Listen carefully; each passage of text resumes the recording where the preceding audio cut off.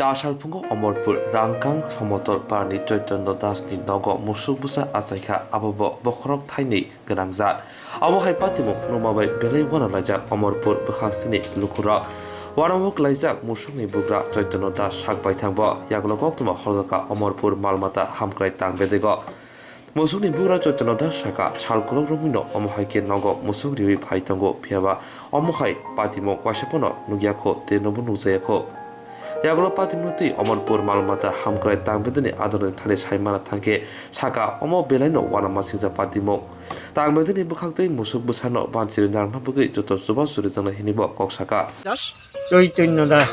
আচ্ছা কিভাবে আপনারা বুঝতে পারলেন এটা মানে এটা তো প্রতিদিন যেভাবে গরু বাইর করতে আসি দুপুরবেলা, তারপর দেখতেছেন আপনারা এটা বাচ্চা দেওয়ার পানি বাড়ি দিছে, তারপরে ডাক্তার কল করছে,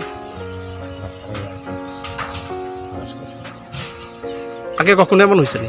না আপনি কি পশুপালক মানে গরু পালেন সবসময়? সবসময় করে আর কখনো আপনার গরুর মধ্যে এমন না কোনো- না এমন কোনো ইয়ে হয়নি। কি মনে করেন বিষয়টা? দেখ কিতা কইতাম তো পড়ানোর তো কিচ্ছু নেই। এবং ডাক্তার এসে কি কইছে বাচ্চারা সুস্থ আছে নি? ডাক্তারে তো খালাস করছে, প্রথম কইছে যে বাচ্চাটা ঠিকতো না, কিন্তু খালাসের পরে দেখা গেছে বাচ্চা ঠিকতো না। মানে দুটো মাথা থেকে আপনার আশ্চর্য হয়ে গেছেন না? হ্যাঁ, এই এলাকাটা কোন জায়গায়?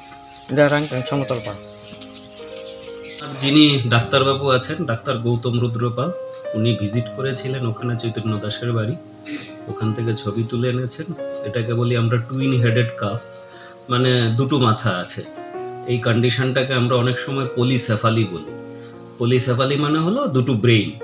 তো এটার রেয়ার কেস। এটা আপনি যদি দেখেন, আমি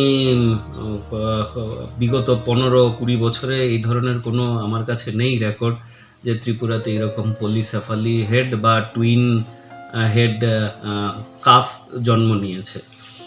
সম্ভবত এটা ফিমেল কাফ, এবং এটা মুখ্যমন্ত্রী উন্নত গোধন প্রকল্পের এখন যেটা আমরা করছি সেক্স সর্টেড সিমেন্ট, সেই সেক্স সর্টেড সিমেন্টেরই বাচ্চা। তো এটা হতে পারে, খুবই রেয়ার কেস, দেখা যাবে যে লাখে একটা হতে পারে।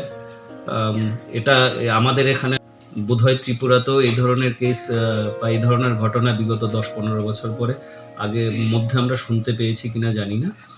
তবে এটা rarest of the rare case, কিন্তু তার একটাই সমস্যা, বাঁচানোটা মুশকিল হয়ে যায়।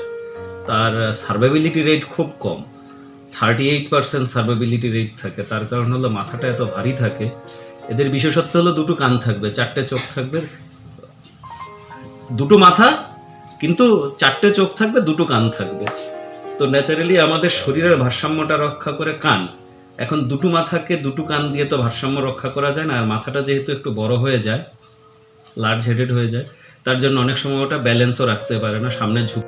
একটা সুবিধা হয়, দুটো মাথা দিয়ে সাইমultaneously দুটো বাট থেকে দুধ খেতে পারে। সেটা আমি আমার ডাক্তারবাবুকে বলেছি যে যিনি চৈতন্যবাবু আছেন যার বাড়িতে হয়েছে, ওনারা যেন এটা চেষ্টা করেন। আর ডাক্তারবাবুকেও বলেছি যে যেখানে হয়েছে এখানে আমাদের স্টাফকে দিয়ে যেন কড়া নিগরানিতে রাখা হয়, এটার যেন কোনো অসুবিধা না হয়। আমরা চেষ্টা করছি এটাকে নেক্সট কিভাবে এটার যেন সার্ভাইবিলিটি যেন থাকে বা এটাকে যেন বাঁচানো যায়, তার জন্য কড়া নজরদারির ব্যবস্থা করা হয়েছে। যিনি ওখানে কৃত্রিম প্রজননের মাধ্যমে এই বাছুরটা জন্মগ্রহণ করিয়েছেন, সেই ডোরস্টেপে এই ওয়ার্কারকে বলা হয়েছে উনি যেন প্রতিদিন পারলে যেন ওনার বাড়িতে গিয়ে খোঁজ খবর করেন এবং দুধ খাওয়ার ব্যাপারটা দেখেন। আমি এইটুকুই বলতে পারি।